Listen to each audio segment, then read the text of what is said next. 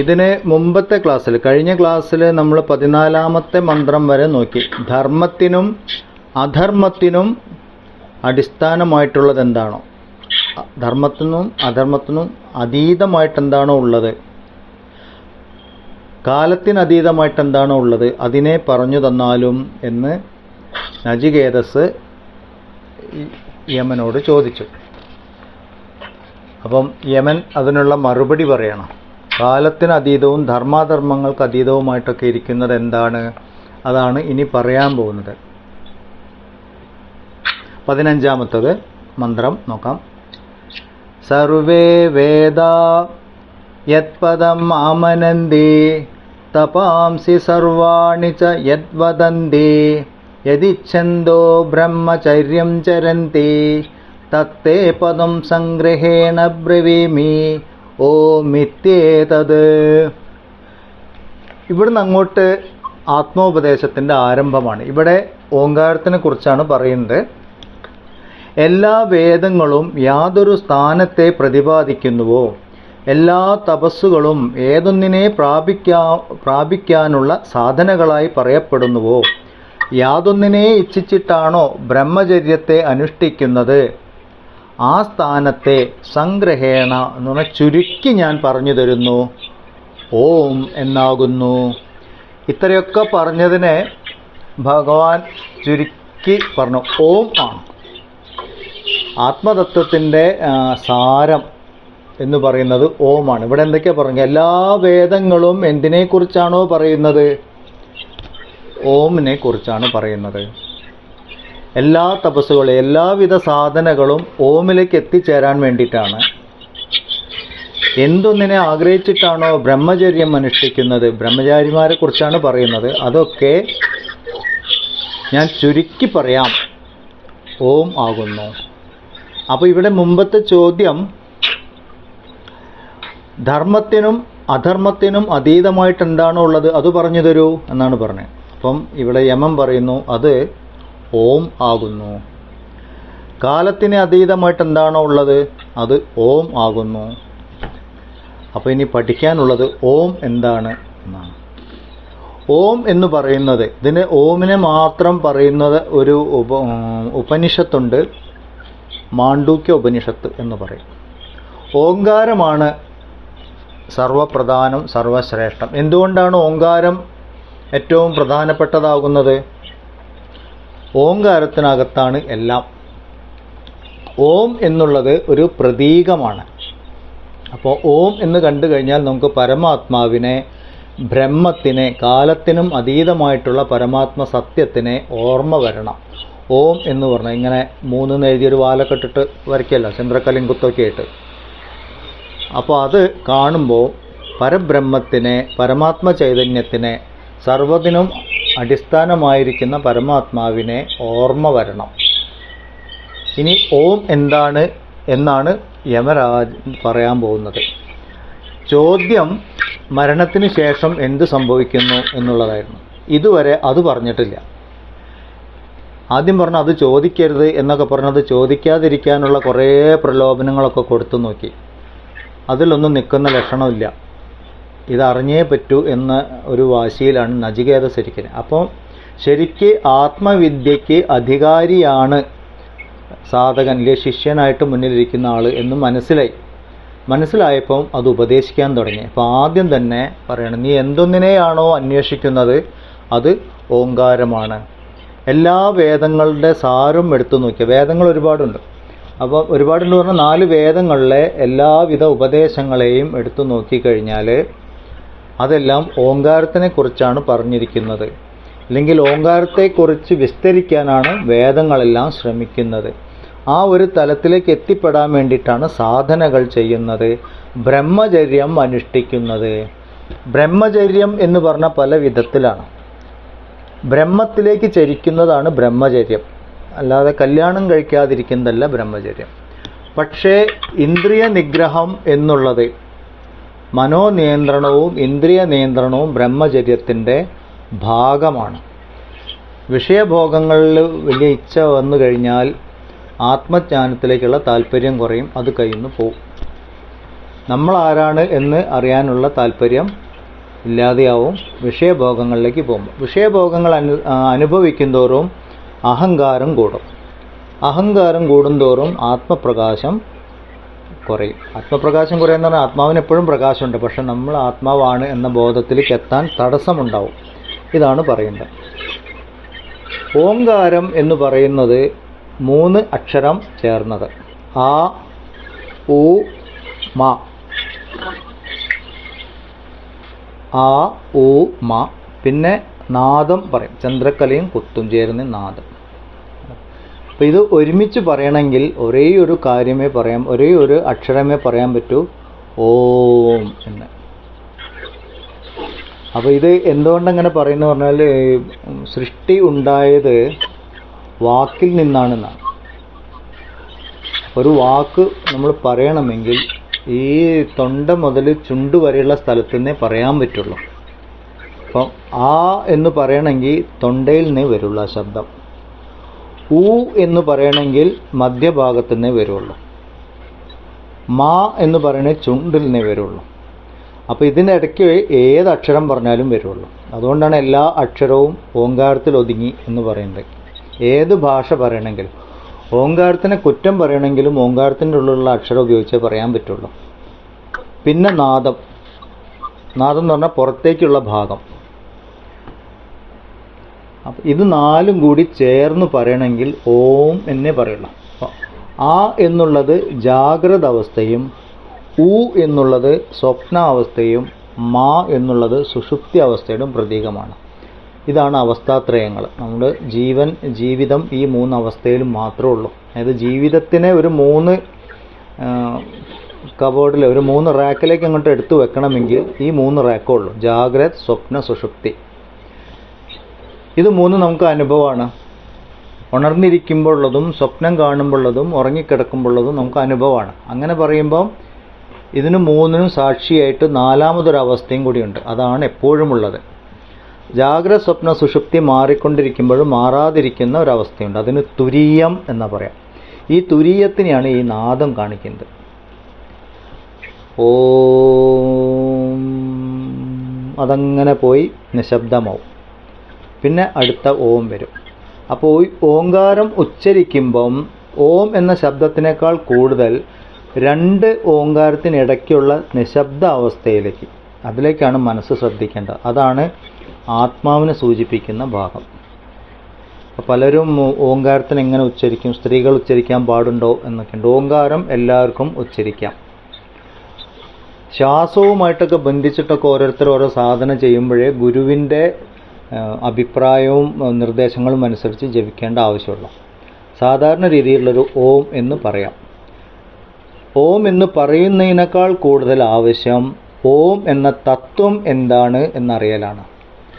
അതെല്ലാവർക്കും പറ്റും. പുരുഷനും സ്ത്രീക്കും കുട്ടികൾക്കൊക്കെ അത് ഓർമ്മിക്കാം, മനനം ചെയ്യാം. അതായത് എൻ്റെ അവസ്ഥാത്രയങ്ങൾ, എൻ്റെ ജീവിതം, ഉണർന്നിരിക്കുമ്പോഴും സ്വപ്നം കാണുമ്പോഴും ഉറങ്ങിക്കിടക്കുമ്പോഴുമായിട്ട് തീരുന്ന എൻ്റെ ജീവിതത്തിന് അടിസ്ഥാനമായിട്ടിരിക്കുന്നത് എന്താണോ അത്. അപ്പോൾ തുരീയത്തിൽ നിന്നാണ് അവസ്ഥാത്രയങ്ങൾ 3 ഉണ്ടാവുന്നത് എന്ന് പറഞ്ഞാൽ പരമാത്മാവിൽ നിന്നാണ് ജീവിതാനുഭവങ്ങളെല്ലാം ഉണ്ടാവുന്നത്. പരമാത്മാവിൽ നിന്ന് പരമാത്മാവിലേക്ക് ലയിക്കുന്നു. ഇതൊക്കെയാണ് ഓങ്കാരത്തിൽ നിന്ന് മനസ്സിലാക്കാനുള്ളത്. ഇനി ഇതിൽ തന്നെ ജാഗ്രത്, സ്വപ്ന, സുഷുപ്തി എന്ന് നമ്മൾ പറഞ്ഞു. അത് നമ്മളെ അനുഭവമാണ്. അനുഭവങ്ങളെല്ലാം സാകാരമായിട്ടേ നടക്കുള്ളൂ. അതിന് ആകൃതി, സാകാരം, ആകാരമുണ്ടാവും, ഗുണങ്ങളും ഉണ്ടാവും. അപ്പോൾ സഗുണം, സാകാരം ഇങ്ങനെ പറയാം. ഏതൊരു ഈശ്വരരൂപം എടുത്താലും ഏതൊരു അനുഭവം എടുത്താലും ഇതിൽ എന്തെങ്കിലും ഉണ്ടാവും. അപ്പോൾ ഈ സാകാരമായിട്ടിരിക്കുന്നതും സഗുണമായിട്ടിരിക്കുന്നതും ഓങ്കാരത്തിൻ്റെ ആദ്യത്തെ 3 അക്ഷരവും നിർഗുണ നിരാകാരമായിട്ടിരിക്കുന്നത് നാദവുമാണ്. എന്ന് പറഞ്ഞാൽ ഈ സൃഷ്ടിയെ 2ആയിട്ട് വിഭജിച്ചു. നിർഗുണ നിരാകാരമായിട്ടും സഗുണ സാകാരമായിട്ടും വിഭജിച്ചു കഴിഞ്ഞാൽ ഇതെല്ലാം ഓങ്കാരത്തിലുണ്ട്. അതുകൊണ്ട് ഓങ്കാരം എല്ലാം ഉൾക്കൊള്ളുന്നതാണ്. ഓങ്കാരമാണ് സർവ്വവ്യാപിയായിട്ടിരിക്കുന്നത്. അത് ഓങ്കാരം എന്ന ശബ്ദമല്ല, ഓം എന്ന ശബ്ദമല്ല, ഓം എന്ന തത്വമാണ്. അത് പരബ്രഹ്മത്തിൻ്റെ പ്രതീകമായിട്ട് പറയാൻ കാരണം അതാണ്. ഇപ്പോൾ ശബരിമലയ്ക്ക് ഓങ്കാര സ്വരൂപനെ നമ്മൾ ഏതൊരു ദൈവത്തിൻ്റെ മന്ത്രം എടുത്ത് നോക്കിയാലും ഓങ്കാരം കാണും. അതിൽ എല്ലാ മന്ത്രവും ഓം ചേർത്ത് ജപിച്ചാലേ അത് ചൈതന്യമുള്ളൂ എന്ന് പറയുന്നതൊക്കെ ഇതുകൊണ്ടാണ്. പരമാത്മ പ്രതീകമാണ് ഓം. അപ്പം എല്ലാം ഓം ആണ്. ഈ ഓം എന്ന് കാണുമ്പോൾ നമുക്ക് പരമാത്മാവിനെ ഓർമ്മ വരണം. ഇതെങ്ങനെ? നമ്മളിപ്പം H2O എന്ന് കണ്ടു കഴിഞ്ഞാൽ ജലം ഓർമ്മ വരും കെമിസ്ട്രി പഠിച്ചവർക്ക്. CO2 എന്ന് കണ്ടു കഴിഞ്ഞാൽ കാർബൺ ഡൈ ഓക്സൈഡ് ഓർമ്മ വരും. അതുപോലെ ഡ്രൈവിംഗ് അറിയുന്നവർക്കാണ് ഡ്രൈവിങ്ങിൻ്റെ എന്തെങ്കിലും ഒരു സിഗ്നൽ കണ്ടു കഴിഞ്ഞാൽ അവർക്ക് അതിൻ്റെ ആ തത്വം ഓർമ്മ വരും. ഇതുപോലെ ഓം എന്ന് കണ്ടു കഴിഞ്ഞാൽ പരമാത്മാവിനെ ഓർമ്മ വരണം. ജീവിതം എന്ന അനുഭവം അതിന് ആശ്രയമായിരിക്കുന്ന പരമാത്മ തത്വത്തിനെയും ഓർമ്മ വരണം. ഇതെല്ലാം ഈശ്വരമയമാണ്. ഈശ്വരമയം എന്ന് പറഞ്ഞാൽ ഈശ്വരൻ തന്നെയാണ്. ഇതാണ് ഓംകാരത്തിൻ്റെ പ്രത്യേകത. അപ്പോൾ യമധർമ്മം പറയുന്നു, ഓമിനെ ലക്ഷ്യമാക്കിയിട്ടാണ് എല്ലാവരും ജീവിക്കുന്നത്, എല്ലാ സാധനങ്ങളും ചെയ്യുന്നത് എന്ന് പറഞ്ഞു. ഇനി ഈ ഓം എന്ന് പറയുന്നത് തന്നെ ഇപ്പം നമ്മളുടെ അത് വ്യഷ്ടി രൂപം, നമ്മൾ ഇൻഡിവിജ്വൽ യൂണിറ്റ്സ് ആയിട്ട് പറയുകയാണെങ്കിൽ വ്യഷ്ടി എന്നാ പറയാം. ഒന്നിച്ച് പറയുമ്പോൾ സമഷ്ടി എന്നാ പറയാം. അപ്പം വ്യക്തി രൂപത്തിലായിട്ടിരിക്കുമ്പോൾ നമ്മൾ വിശ്വൻ, തൈജസൻ, പ്രാജ്ഞൻ എന്ന് പറയും അതിനെ. അതായത് ഉണർന്നിരിക്കുന്ന അവസ്ഥയുള്ള ആത്മാംശത്തിനെ, ജീവനായിട്ട് നമ്മൾ കാണുന്ന ആത്മാംശത്തിന് വിശ്വെന്നും, സ്വപ്നം കാണുമ്പോൾ തൈജസെന്നും, സുഷുപ്തിയിൽ പ്രാജ്ഞൻ എന്നും പറയും. ഇത് സമഷ്ടിയിലാവുമ്പം വിരാട് എന്നും ഹിരണ്യഗർഭനെന്നും ഈശ്വരനെന്നും പറയും. അപ്പോൾ ഇതൊക്കെ മായയ്ക്ക് അധീനമായിട്ടുള്ള ഭാഗങ്ങളാണ് എന്ന് പറഞ്ഞാൽ സഗുണ സാകാരമായിട്ട് അനുഭവത്തിൽ വരുന്നതാണ്. ഇതിനൊക്കെ ആശ്രയമായിട്ടിരിക്കുന്നത് പരമാത്മാവാണ്. അപ്പോൾ ഇതൊക്കെ നമുക്ക് ഓം എന്നൊരൊറ്റ ശബ്ദം കേട്ട് കഴിഞ്ഞാൽ ഇതെല്ലാം അങ്ങോട്ട് ഓർമ്മ വരണം. അതൊരു സാധകന് മാത്രമേ സാധിക്കുള്ളൂ. അതുകൊണ്ടാണ് ഓമിന് ഇത്ര പ്രത്യേകതയായിട്ട് അത് വീണ്ടും വീണ്ടും മനനം ചെയ്യണം എന്ന് പറയുന്നത്. അപ്പോൾ ഓംകാര ഉപാസന കൊണ്ടാണ് ആത്മസാക്ഷാത്കാരം ഉണ്ടാവുക എന്ന് പറഞ്ഞാൽ കുറേ ഇങ്ങനെ ഓം ഓം എന്ന് ചൊല്ലിയത് കൊണ്ടായില്ല. ഇതും കൂടി ഓർമ്മിക്കണം. ഓം എന്ന് നമ്മൾ നീട്ടി ഉച്ചരിക്കുന്നത് മനസ്സ് ഏകാഗ്രമാവാനും ഒക്കെ സഹായിക്കും. അതിൽ തെറ്റൊന്നുമില്ല. അത് എല്ലാവർക്കും പറയൂ. ഓം ഇല്ലാതെ ഒരു മന്ത്രങ്ങളും ജപിക്കാൻ പാടില്ലെന്നാണോ സർ? അതിന് ഫലമില്ല എന്നാ പറയാം. ഓം ചേർത്ത് പറയണം. അപ്പം നമ്മൾ സഹസ്രനാമം ഇപ്പം തന്നെ ഇതിൽ നോക്കൂ, കുറേ ആൾക്കാർ സ്ത്രീകൾ ഓംകാരം ചെല്ലാൻ പാടില്ല പറയണം. പക്ഷെ സഹസ്രനാമം ചെല്ലാനും പറയുന്നുണ്ട്. ലളിതാ സഹസ്രനാമത്തിൽ 1000 മന്ത്രം ഓം ചേർത്തിട്ട് തന്നെ പറയുള്ളൂ. ഓം ശ്രീ മാത്രേ നമ, ഓം ശ്രീ മഹാരാജ്ഞി നമ. അപ്പോൾ 1000 ഓം അവിടെ തന്നെ വന്നു. ഓം ഇല്ലാതെ ഒന്നും പറ്റില്ല. ഇപ്പോൾ ഏതക്ഷരം പറയണമെങ്കിലും അത് ഓമിൻ്റെ ഉള്ളിൽ പറയാൻ പറ്റുള്ളൂ. അപ്പോൾ നമ്മൾ ലളിതാ സഹസ്രനാമ പാഠത്തിൽ ആദ്യം തന്നെ നമ്മൾ മനസ്സിലാക്കിയതാണ്, ഓം ഇല്ലാതെ പറയുമ്പോൾ അതിന് ചൈതന്യം ഇല്ല എന്നാ പറയാം. പരമാത്മ സാന്നിധ്യം ഇല്ലെങ്കിൽ ഒന്നിനും ചൈതന്യം, ജഡം അല്ലേ എല്ലാം, പിന്നെ ജഡമാണ്. അപ്പോൾ ഈ ശരീരം ജഡമാണ്, ഇതിൽ ചൈതന്യം ഉണ്ടെങ്കിൽ ഇത് ജീവിക്കുള്ളൂ. ആ ചൈതന്യത്തിൻ്റെ പ്രതീകമാണ് ഓം. അങ്ങനെ ആ ഓമിനെ തന്നെ വിസ്തരിച്ച് പറയുമ്പോൾ നാദം എന്നുള്ളത് ആത്മാവിനെ സൂചിപ്പിക്കുന്ന ഭാഗത്തിനാണ് ഏറ്റവും പ്രാധാന്യം. ഇത് ഓർമ്മിച്ച് വെക്കണം. ഇതിനാണ് ഓങ്കാര ഉപാസന എന്ന് പറയുന്നത്. അപ്പോൾ ഓങ്കാരം എന്ന അക്ഷരമാണ്. അക്ഷരം എന്ന് പറഞ്ഞാൽ ലെറ്റർ എന്ന അർത്ഥത്തിൽ മാത്രമല്ല, അക്ഷരം എന്ന് പറഞ്ഞാൽ ക്ഷയമില്ലാത്തത്, നശിക്കാത്തത്, അനശ്വരം എന്നൊക്കെ അർത്ഥമുണ്ട്. അതും കൂടി ഓർമ്മിക്കണം. അപ്പം ഈ ഇത്രയും ചോദ്യങ്ങളും ഈ പ്രലോഭനങ്ങളും ഇതൊക്കെ കഴിഞ്ഞ ശേഷം ഒറ്റ വാക്കുകൾ ഉത്തരം പറഞ്ഞു, ഇതൊക്കെ ഓമാണ്. ഇത് പറയാനായിരുന്നു അത്രയും ബുദ്ധിമുട്ടിയത് എന്ന് തോന്നും. ഇനി ഓമിൻ്റെ പ്രത്യേകത എന്തൊക്കെയാണ് എന്നാണ് പറയാൻ പോകുന്നത്. എന്താണ് ഓങ്കാരത്തിൻ്റെ പ്രത്യേകത? ഏതദ്ദേവാക്ഷരം ബ്രഹ്മ, ഏതദ്ദേവാക്ഷരം പരം, ഏതദ്ദേവാക്ഷരം ജ്ഞാത്വാ യോ യദിച്ഛതി തസ്യ തത്. ഈ അക്ഷരം തന്നെ ബ്രഹ്മം, ഈ അക്ഷരം തന്നെയാണ് പരമമായ തത്വം. ഈ അക്ഷരത്തെ അറിഞ്ഞിട്ട് ആര് എന്തൊന്നിനെ ആഗ്രഹിക്കുന്നുവോ അത് ലഭിക്കുന്നു. അക്ഷരത്തെ അറിയുക, ഓങ്കാരത്തെ അറിയുക എന്ന് പറഞ്ഞാൽ നമ്മുടെ സ്വരൂപം ഓങ്കാരമാണെന്നറിയൽ, അല്ലാതെ ഓം എന്ന് എഴുതി പഠിക്കലല്ല ഓങ്കാരത്തെ അറിയൽ. ഞാൻ ഓങ്കാരമാകുന്നു. ഓം എന്ന് പറഞ്ഞാൽ എന്താണ്? ബ്രഹ്മം. അപ്പോൾ ഞാൻ ഓങ്കാരമാകുന്നു പറഞ്ഞാൽ ഞാൻ ബ്രഹ്മമാകുന്നു. അഹം ബ്രഹ്മാസ്മി. ഞാൻ ബ്രഹ്മമാകുന്നു എന്ന ഈ അനുഭവത്തിലേക്ക് എത്തുന്നവർ. അത് അനുഭൂതിയാണ്, ഞാൻ ബ്രഹ്മമാകുന്നു എന്നുള്ളത്. നമുക്കിപ്പം അങ്ങനെ ഒരു അനുഭവത്തിലേക്ക് നമ്മൾ എത്തിയിട്ടില്ല. നമുക്കിപ്പോൾ ഞാൻ ഇന്ന വ്യക്തി, അപ്പം ഞാൻ ഗോപാലകൃഷ്ണനാകുന്നു, അല്ലെങ്കിൽ ഞാൻ ഇന്ന വ്യക്തിയാകുന്നു, പേര് നമുക്കറിയാം, ഞാൻ മലയാളിയാകുന്നു, ഞാൻ ജനിച്ച സ്ഥലത്തിൻ്റെ പ്രത്യേകത അനുസരിച്ച് പ്രാദേശികമായിട്ടുള്ള അതുമായിട്ട് നമ്മളുടെ താതാത്മ്യമുണ്ട്. ഇല്ലെങ്കിൽ ഇന്ന ജാതിയിൽപ്പെട്ട ആളാണ്, ഇന്ന മതത്തിൽപ്പെട്ട ആളാണ്, ഇന്ന രാജ്യവും, ഇതൊക്കെ ആയിട്ട് നമുക്ക് താതാത്മ്യമുണ്ട്. താതാത്മ്യം എന്ന് പറഞ്ഞാൽ ഐഡൻറ്റിഫിക്കേഷൻ. ഞാൻ ഇന്ത്യക്കാരനാണ് എന്ന് പറയുമ്പോൾ എനിക്ക് രാജ്യവുമായിട്ടാണ് താതാത്മ്യം. ഞാൻ ഇന്ന ആളുടെ മകനാണ് എന്ന് പറയുമ്പോൾ രക്ഷിതാക്കളുമായിട്ട് താതാത്മ്യമായി. ഞാൻ ബ്രഹ്മമാണ് എന്ന് ഉള്ളൊരു അനുഭവം നമുക്ക് ഇതുവരെ വന്നില്ല. പലപ്പോഴും പല സ്ഥലത്തു നിന്നൊക്കെ കേട്ടിട്ടുണ്ട് എന്നല്ലാതെ അത് അനുഭവത്തിലേക്ക് വന്നിട്ടില്ല. അപ്പോൾ ആ അനുഭവത്തിലേക്ക് എത്തണം. അപ്പം ഭഗവാൻ ഇവിടെ പറയുന്നു, ഇതാണ് പരമമായ തത്വം, ഇതിലപ്പുറം ഇനി ഒന്നുമില്ല. ഉപനിഷത്തുക്കളിലും അങ്ങനെയാണ്. ഏതൊന്നിനെ അറിഞ്ഞാൽ ഇനി ഒന്നും അറിയേണ്ടതായിട്ടില്ലയോ അത് ഉപദേശിച്ചു തരൂ എന്ന് പറഞ്ഞപ്പോൾ ആത്മജ്ഞാനം തന്നെയാണ് ഉപദേശിച്ചത്. അവിടെയും ഓങ്കാരം തന്നെയാണ്. ഏതൊരു ഉപനിഷത്ത് എടുത്തു നോക്കിയാലും എത്തിച്ചേരുന്നത് ഓങ്കാരത്തിലായിരിക്കും. ഇവിടെയും ഓങ്കാരം പറഞ്ഞിട്ട് തന്നെയാണ് തുടങ്ങിയിരിക്കുന്നത്. ബ്രഹ്മത്തിൽ എത്തിക്കഴിഞ്ഞാൽ, ബ്രഹ്മജ്ഞാനിയായി കഴിഞ്ഞാൽ, ബ്രഹ്മവിദ് ബ്രഹ്മൈവ ഭവതി എന്നാ പറയാം. ആ വ്യക്തി ബ്രഹ്മം തന്നെയായി മാറുന്നു. ബ്രഹ്മം തന്നെയായി മാറുന്നു എന്ന് പറഞ്ഞാൽ അയാൾ വേറെ രൂപത്തിലേക്ക് മാറുന്നു എന്നല്ല. ആ വ്യക്തിയിലെ അജ്ഞാനം, ചിത്തമാലിന്യം എല്ലാം പൂർണ്ണമായിട്ട് നശിച്ചു. അയാൾ പൂർണ്ണമായിട്ട് ബ്രഹ്മവുമായിട്ടാണ് ഐഡൻറ്റിഫിക്കേഷൻ. അദ്ദേഹം എന്താഗ്രഹിക്കുന്നു, അല്ലെങ്കിൽ ആ വ്യക്തി എന്താഗ്രഹിക്കുന്നു അത് ലഭിക്കുന്നു. അതിൻ്റെ ഒന്നാമത്തെ കാര്യം, അങ്ങനെ എത്തിയ ഒരു വ്യക്തിക്ക് ആഗ്രഹങ്ങൾ ഉണ്ടാവില്ല. കാരണം കർമ്മവാസനകൾ പൂർണ്ണമായി ക്ഷയിക്കുമ്പോഴാണ് ആത്മസാക്ഷാത്കാരം, ബ്രഹ്മസാക്ഷാത്കാരം ഉണ്ടാവുക. കർമ്മവാസനകൾ ഉള്ളിടത്തോളം കാലം ആഗ്രഹങ്ങൾ ഉണ്ടാവുള്ളൂ. പിന്നെ അവർ ചെയ്യുന്ന എന്താണ്, സങ്കല്പിക്കുക പറയും. ഇങ്ങനെ എങ്ങനെ ഉണ്ടാവണം എന്നൊക്കെ സങ്കല്പിക്കുക. അപ്പം ആ സങ്കല്പം സത്യമായിട്ട് വരുന്ന ബ്രഹ്മത്തിലെ സങ്കല്പ ശക്തിയാണ് മായാശക്തി. മായാശക്തിയാണ് സൃഷ്ടിയെ മുഴുവൻ ഉണ്ടാക്കുന്നതും നിലനിർത്തുന്നതും ലയിപ്പിക്കുന്നതും. അപ്പോൾ ആ ബ്രഹ്മവുമായിട്ട് താതാത്മ്യമുണ്ടെങ്കിൽ ഈ മായാശക്തി പ്രകടമാവാൻ തുടങ്ങും. അപ്പോൾ ആ വ്യക്തിക്ക് ആ മായയെ ഉപയോഗിക്കാൻ സാധിക്കും.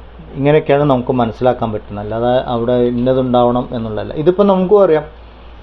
അതായത് ഇതെല്ലാം ബ്രഹ്മത്തിൻ്റെ ഭാഗമാണെങ്കിൽ ബ്രഹ്മത്തിൻ്റെ ശക്തി എല്ലാവരിലും ഉണ്ടാവണം. അപ്പം നമ്മളൊക്കെ ബ്രഹ്മത്തിൻ്റെ ഭാഗമാണല്ലോ. അപ്പോൾ പൂർണ്ണത്തിലുള്ള ശക്തി അംശത്തിലും ഉണ്ടാവണം. ഇപ്പം അഗ്നിക്ക് ദഹിപ്പിക്കാനുള്ള കഴിവുണ്ട്. അപ്പോൾ എത്ര വലിയ അഗ്നി ചൂടുണ്ട്, അതുപോലെ ചെറിയ അഗ്നിക്കും ചൂടുണ്ട്. ചെറിയ ചൂടെങ്കിലും ഉണ്ടാവും. അല്ലെങ്കിൽ ഇപ്പം നമ്മളുടെ ബ്ലഡ് ടെസ്റ്റിൻ്റെയൊക്കെയാണ് ഉദാഹരണം പറയാം. ബ്ലഡിൽ എന്തൊക്കെയുണ്ട് എന്നറിയണമെങ്കിൽ ബ്ലഡിൻ്റെ സാമ്പിൾ എടുത്ത് നോക്കിയാൽ മതി. മുഴുവൻ ബ്ലഡ് കൊണ്ടുപോയിട്ട് ടെസ്റ്റ് ചെയ്യേണ്ട ആവശ്യമില്ല. ആ ബ്ലഡിൽ എന്തൊക്കെയുണ്ടോ അത് ആ സാമ്പിളിലുണ്ടാവും. അംശത്തിലുണ്ട്. പൂർണ്ണത്തിലുള്ളതെല്ലാം അംശത്തിലുണ്ട് എന്ന് പറയാൻ കാരണം അങ്ങനെയാണ്. അപ്പം അങ്ങനെയാണെങ്കിൽ നമ്മളൊക്കെ ബ്രഹ്മത്തിൻ്റെ അംശമാണെങ്കിൽ ഈ ബ്രഹ്മത്തിലെ സങ്കല്പശക്തി അംശമായ നമ്മളിലും വേണ്ടേ? ഇതാണ് ചോദ്യം. ഉണ്ട് എന്നാണ് പറയാം. അതാണ്. അപ്പം നമ്മളുടെ സങ്കല്പശക്തി എവിടെയാണ്? അതിനാണ് നമ്മൾ മനസ്സ് എന്ന് പറയുന്നത്. ഈ മനസ്സിനെ നമ്മൾ എങ്ങനെയാണ് അറിയുന്നത്? ചിന്തകളുടെ രൂപത്തിലാണ് അറിയുന്നത്. അപ്പം ചിന്തകളെ വേണ്ട വിധം ക്രമീകരിച്ചാൽ, ശക്തമാക്കി കഴിഞ്ഞാൽ അതിനനുസരിച്ചുള്ള അനുഭവങ്ങൾ രൂപപ്പെടാൻ തുടങ്ങും. ഇത് യോഗവാസിഷ്ഠത്തിൽ കൃത്യമായിട്ട് വിവരിച്ചിട്ടുണ്ട്. എങ്ങനെയാണ് സങ്കല്പശക്തി കൊണ്ട് ഓരോരുത്തരും സൃഷ്ടി ഉണ്ടാക്കുന്നത് എന്നുള്ളത്. ഇപ്പം നമ്മളുടെയൊക്കെ ജീവിതം നോക്കിക്കഴിഞ്ഞാൽ ഇതുപോലെയുള്ള ഓരോ സങ്കല്പങ്ങൾ യാഥാർത്ഥ്യമായിട്ട് വരുന്നതാണ്. യാഥാർത്ഥ്യമായിട്ട് നമുക്ക് അനുഭവപ്പെടാൻ തുടങ്ങുന്നതാണ്. അർത്ഥത്തിൽ ഇതുണ്ടായോ ചോദിച്ചാൽ ഇവിടെ ബ്രഹ്മം മാത്രമേ ഉള്ളൂ എന്നാണ്. അപ്പോൾ ബ്രഹ്മത്തിൽ നിന്ന് അന്യമായിട്ട് ഒന്നും ഉണ്ടാവാൻ സാധ്യമല്ല. അപ്പോൾ ബ്രഹ്മത്തിൽ ഈ അനുഭവങ്ങൾ ഉണ്ട് എന്ന് നമ്മൾ അനുഭവിക്കാൻ തുടങ്ങുന്നു. നമുക്കതൊന്ന് വേറെയായിട്ട് തോന്നുന്നു. അതിനാണ് അജ്ഞാനം, മായ എന്നൊക്കെ പറയുന്നത്. ഇവിടെ പറയുന്നതാണ് ഓങ്കാരമായിട്ട് പ്രതിപാദിച്ച ഈ അക്ഷരതത്വം എന്ന് പറഞ്ഞ ഓങ്കാരം തന്നെ സഗുണ ബ്രഹ്മമായും പരബ്രഹ്മമായും വിളങ്ങിക്കൊണ്ടിരിക്കുന്നു. അപ്പോൾ ഈ അക്ഷരത്തെ അറിയുന്ന വ്യക്തി, അനുഭവിക്കുന്ന ആളിൽ അക്ഷരവുമായിട്ട് താതാത്മ്യമുള്ള ആൾ എന്താഗ്രഹിക്കുന്നുവോ അത് ഉടനെ സാധിക്കുന്നു. അയാളുടെ ശക്തി തന്നെയാണ്. അപ്പോൾ ഇതെങ്ങനെയാണ് എന്ന് ചോദിച്ചാൽ ഇത് വളരെ എളുപ്പമാണ് മനസ്സിലാക്കാൻ. നമ്മളുടെ സ്വപ്നത്തിൽ നമ്മൾ ഓരോ ലോകം അനുഭവിക്കുന്നുണ്ട്. അവിടെ സെപ്പറേറ്റ് ലോകം ഇല്ല. നമ്മുടെ മനസ്സ് എന്താണോ സങ്കല്പിക്കുന്നത് ആ സങ്കല്പമാണ് ലോകമായിട്ട്, സ്വപ്ന ലോകമായിട്ട് നമ്മൾ അനുഭവിക്കുന്നത്. അപ്പോൾ അതാര് ക്രിയേറ്റ് ചെയ്തു? എൻ്റെ മനസ്സ് ക്രിയേറ്റ് ചെയ്തു. എന്തിനു വേണ്ടി ക്രിയേറ്റ് ചെയ്തു? എന്നിൽ എന്തൊക്കെയോ കർമ്മവാസനകൾ ഉണ്ടായിരുന്നു, അതിനനുസരിച്ച് മനസ്സ് ഒരു സങ്കല്പ ലോകം ഉണ്ടാക്കി. അതിനെ ഞാൻ സ്വപ്നമായിട്ട് അനുഭവിച്ചു. ഇത് നമ്മളൊക്കെ അനുഭവമാണ്.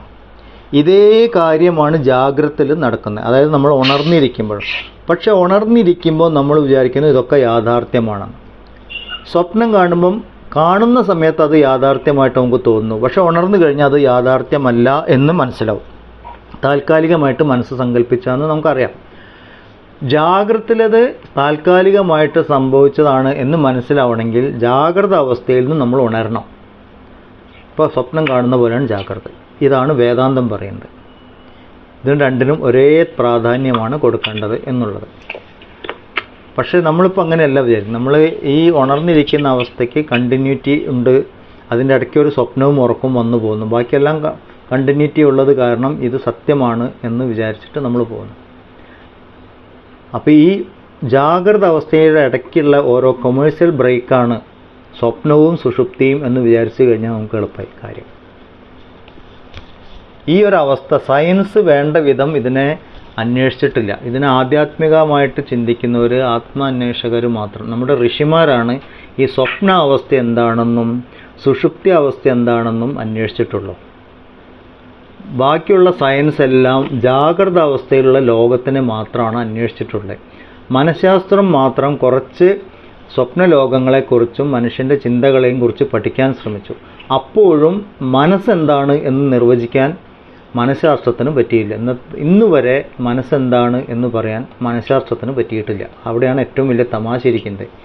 എന്താണ് എന്ന് കൃത്യമായി അറിയാത്തൊരു സാധനത്തിന് വെച്ചിട്ടാണ് മനഃശാസ്ത്രജ്ഞന്മാരായിരിക്കുന്നത്. അവരടുത്തുള്ളത് കുറേ നിരീക്ഷണങ്ങൾ മാത്രമാണ്. ആ നിരീക്ഷണത്തിൽ കൂടെ അവർ മനസ്സിലാക്കിയ കാര്യങ്ങളെ, ഓരോ നിഗമനങ്ങളെ എത്തിച്ചേർന്ന് അതൊക്കെ ഓരോ തിയറിയാക്കി അവർ അവതരിപ്പിക്കണം എന്നാണ്. മനസ്സിനെക്കുറിച്ച് ശരിക്കും അറിയണമെങ്കിൽ ഉപനിഷത്ത് പഠിക്കണം. ഇത് ഈ ആധ്യാത്മികമായിട്ട് ചിന്തിക്കുന്ന മനഃശാസ്ത്രജ്ഞന്മാർ, അല്ലെങ്കിൽ മനഃശാസ്ത്രം പഠിച്ച് ഇതിൻ്റെ അവസാനം എവിടെ എത്തുന്നവർ അവർ ഉപനിഷത്ത് പഠിക്കാൻ തുടങ്ങും. അങ്ങനത്തെ ഡോക്ടർമാരൊക്കെ ഉണ്ട്. അപ്പോൾ നമ്മളുടെ ഒക്കെ ഈ സങ്കല്പശക്തി ഉണ്ട്. നമ്മളിപ്പോൾ അവിടെ നിന്നാണല്ലോ തുടങ്ങിയത്. പക്ഷെ വളരെ പരിമിതമായ ശക്തി മാത്രമേ ഉള്ളൂ നമുക്ക്. നമ്മളുടെ ജാഗ്രത അവസ്ഥയിലും അല്ലാതെ നമ്മൾ സങ്കല്പിച്ചുണ്ടാക്കുന്ന വാസനകളെല്ലാം കൂടി ചേർന്ന് നമ്മളുടേതായ ലോകം പലപ്പോഴും സൃഷ്ടിച്ചുകൊണ്ടിരിക്കുന്നുണ്ട്. ഇത് നമ്മുടെ അനുഭവമാണ്. ഈവൻ ഉണർന്നിരിക്കുമ്പോൾ പോലും നമ്മൾ പലപ്പോഴും ഓരോ ലോകത്തിലാണ്. ഇപ്പോൾ ഭക്ഷണം കഴിച്ചുകൊണ്ടിരിക്കുമ്പോൾ ഭക്ഷണം കഴിക്കുന്നുണ്ടാവും, ശരീരം ഭക്ഷണം കഴിച്ചുകൊണ്ടിരിക്കുമ്പോൾ മനസ്സ് വേറെ എവിടെയെങ്കിലും, വേറൊരു ലോകത്തിലോ അങ്ങനെയൊക്കെ ഉണ്ട്. ആ ലോകത്തിലിരിക്കുന്നവർ ഉണർന്നിരിക്കുമ്പോൾ അനുഭവങ്ങൾ അനുഭവിക്കുന്നുമില്ല. ഇപ്പം ദുഷ്യന്തൻ്റെ ശകുന്തളേൻ്റെ ഒക്കെ കഥയിൽ പറയുന്ന ഈ വക മനഃശാസ്ത്രങ്ങളൊക്കെയാണ്. അപ്പം ഇതൊക്കെ നമ്മൾ ഓർമ്മിച്ച് വെക്കണം. എന്തെങ്കിലും കാണുമ്പോഴോ കേൾക്കുമ്പോഴോ അനുഭവിക്കുമ്പോഴോ ഒക്കെ ഇതെന്താണ്, ഈ സങ്കല്പം എന്തുകൊണ്ടാണ് ഇങ്ങനെ ഉണ്ടായത്, ഈ സങ്കല്പത്തിന് ഞാൻ എന്തുകൊണ്ടാണ് ഇങ്ങനെ കാണുന്നത്, ഇന്നൊക്കെ ഇങ്ങനെ നമുക്ക് വിട്ടു നിൽക്കാൻ സാധിച്ചു കഴിഞ്ഞാൽ ഈ വക താതാത്മ്യത്തിൽ നിന്നൊക്കെ മാറി നിൽക്കാൻ പറ്റും. ദേഹത്തുനിന്നും മനസ്സിൽ മാറി നിൽക്കാൻ പറ്റും. അപ്പോൾ നമ്മൾ ആത്മബോധത്തിലേക്ക് എത്താൻ തുടങ്ങും. എല്ലാവിധ ശാസ്ത്രവും എടുത്തു നോക്കിക്കഴിഞ്ഞാൽ ഈ ഒരു ഐഡൻറ്റിഫിക്കേഷൻ മാറാനേ പറയുള്ളൂ. ഇതുമായിട്ട് ചേർന്നിരിക്കൽ നിന്ന് മാറി നിൽക്കുക, ഡിറ്റാച്ച്ഡ് ആവുക. അതാണ് ഇവിടെ ഈ ഓങ്കാരവുമായിട്ട് താതാത്മ്യമുള്ളവർക്ക് സങ്കല്പശക്തി ഉണ്ടാവും എന്ന് പറയാൻ കാരണം അതാണ്. ഏതദാലംബനം ശ്രേഷ്ഠം ഏതദാലംബനം പരം ഏതദാലംബനം ജ്ഞാത്വാ ബ്രഹ്മലോകേ മഹീയതേ. ഏതദാലംബനം,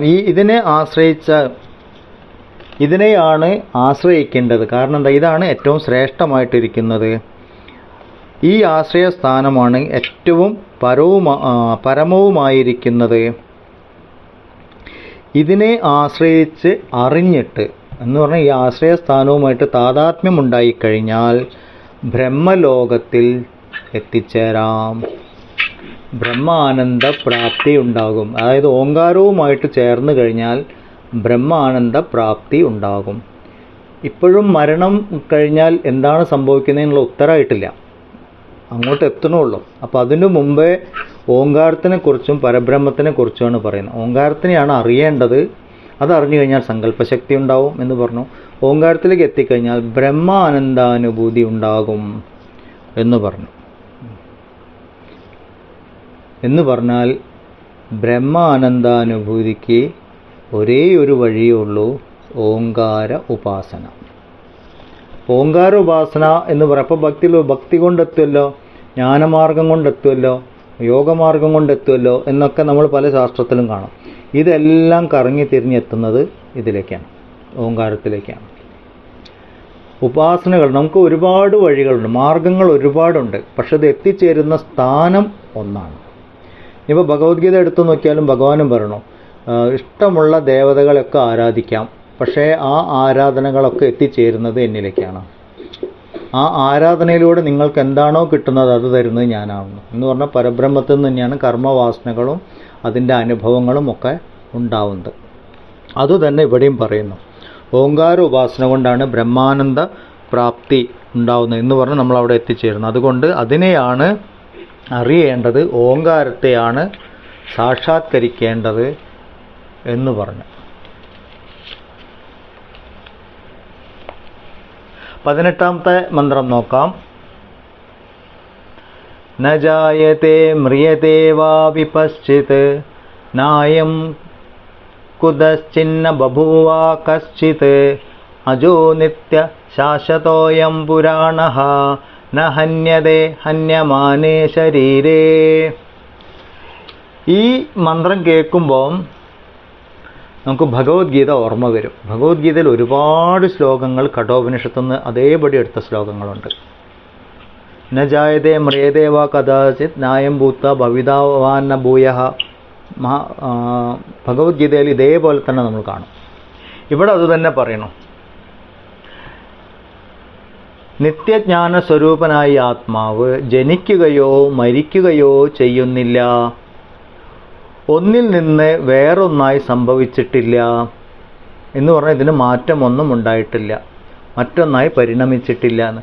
ഈ ആത്മാവ് ജന്മമില്ലാത്തവനും നിത്യനും ക്ഷയമില്ലാത്തവനും പുരാണനുമാണ്.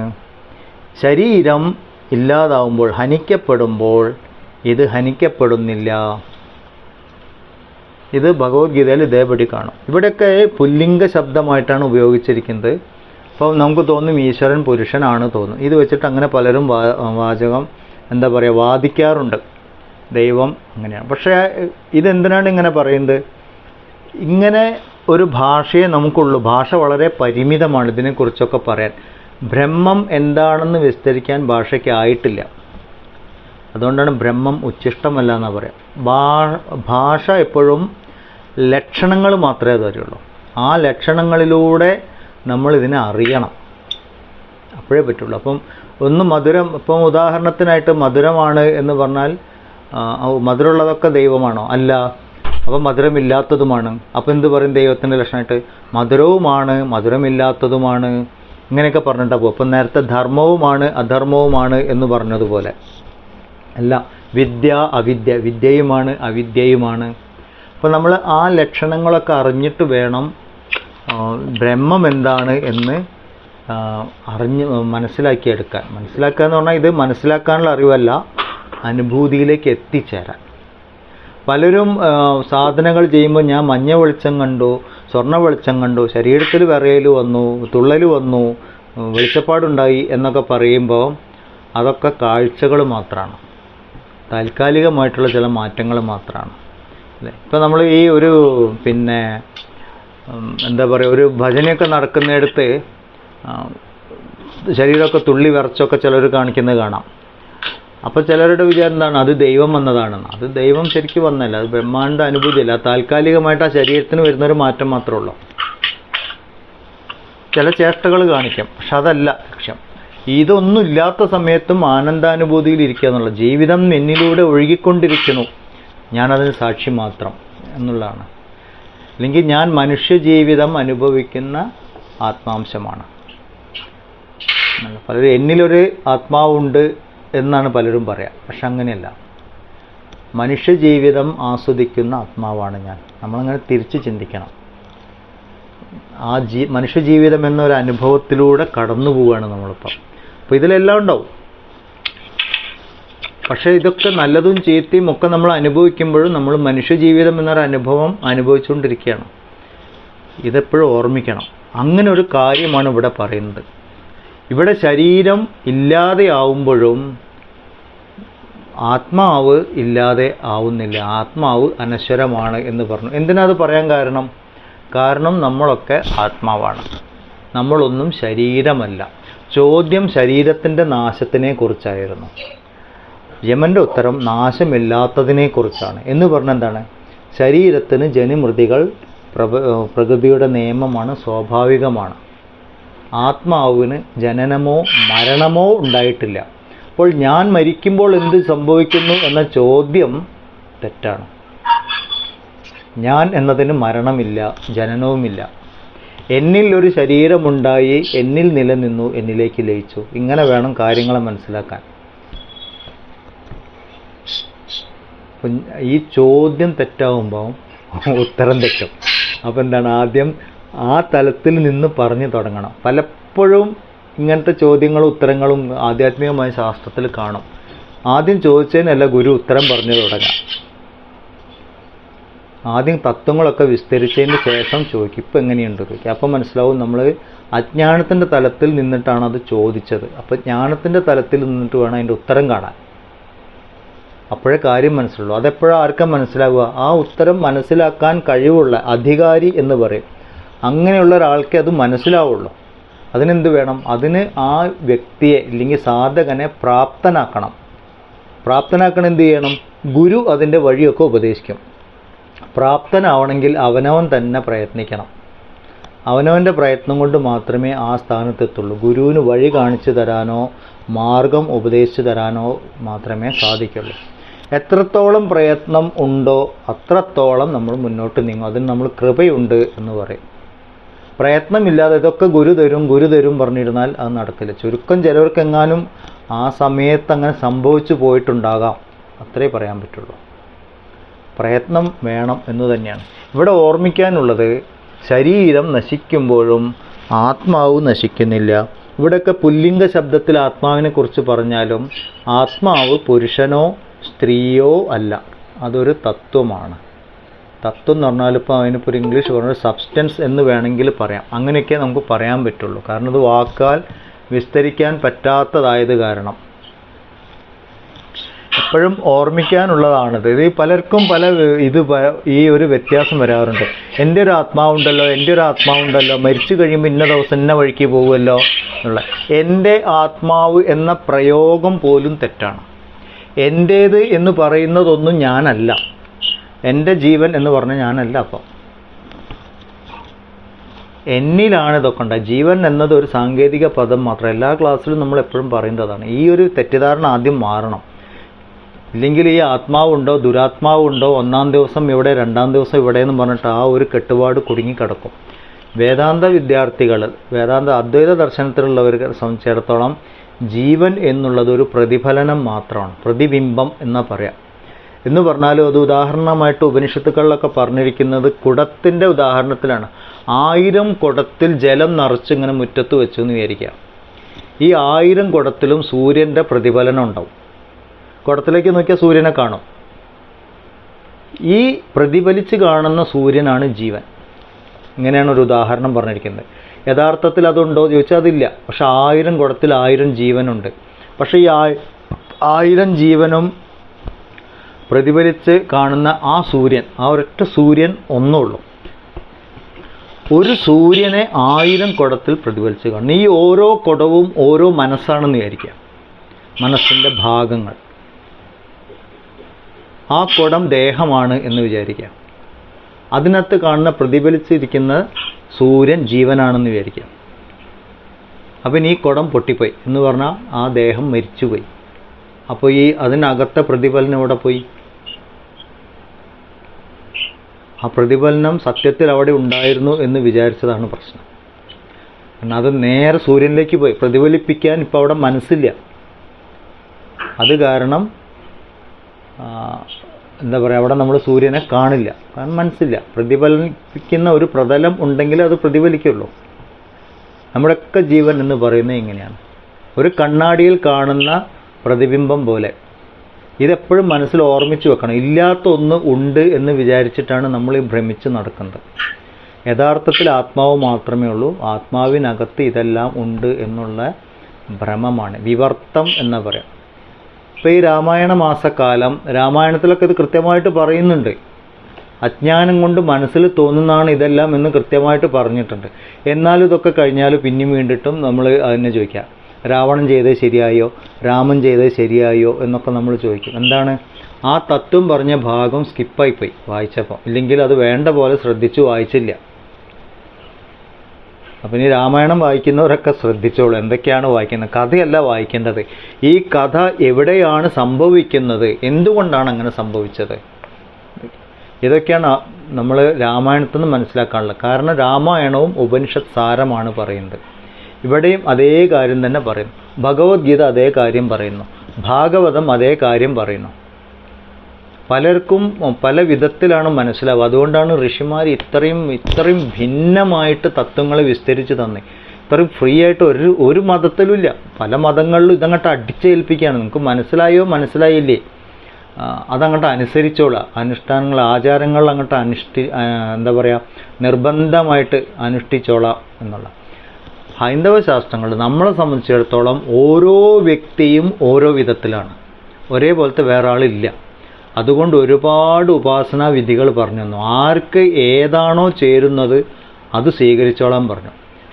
അതൊക്കെ ഏത് വിധത്തിൽ ചെയ്താലും അവസാനം എത്തിച്ചേരേണ്ടത് ഓങ്കാരത്തിലാണ്. ലക്ഷ്യം ഒന്നാണ്, മാർഗം പലതാണ്. ഇതാണ് എപ്പോഴും ഓർമ്മിക്കാനുള്ളത്. ഇതറിയാത്തവരാണ് മാർഗത്തിൻ്റെ പേരിൽ അടിയും പിടിയൊക്കെ ഉണ്ടാക്കുന്നത്. ഇവിടെ ഭഗവാൻ പറയുന്നു, ശരീരം നശിച്ചാലും ആത്മാവ് നശിക്കുന്നില്ല. നമ്മൾ ആത്മാവാണ്, ഒരിക്കലും നാശമില്ലാത്തതാണ്. അപ്പം ഞാൻ മരിച്ചാൽ എന്തുണ്ടാവുന്നു എന്ന ചോദ്യം തന്നെ അവിടെ തെറ്റാണ്. ആ ചോദ്യം ശരീരവുമായിട്ട് താതാത്മ്യമുള്ള ഒരാളെ ചോദിക്കുള്ളൂ. അയാളെ സംബന്ധിച്ചിടത്തോളം ആ ശരീരമാണ് ഞാൻ. പിന്നെ ശരീരം ഞാനല്ല എന്ന ബോധത്തിലേക്ക് എത്തുമ്പോഴേ ആത്മജ്ഞാനം ആവുന്നുള്ളൂ. അപ്പോൾ ആദ്യം ആത്മാവിൻ്റെ പ്രത്യേകതകളൊക്കെ പറഞ്ഞു. എന്തൊക്കെയാണ്? ജനനമില്ല എന്ന് പറയുമ്പോൾ മരണവുമില്ല എന്ന് മനസ്സിലാക്കും.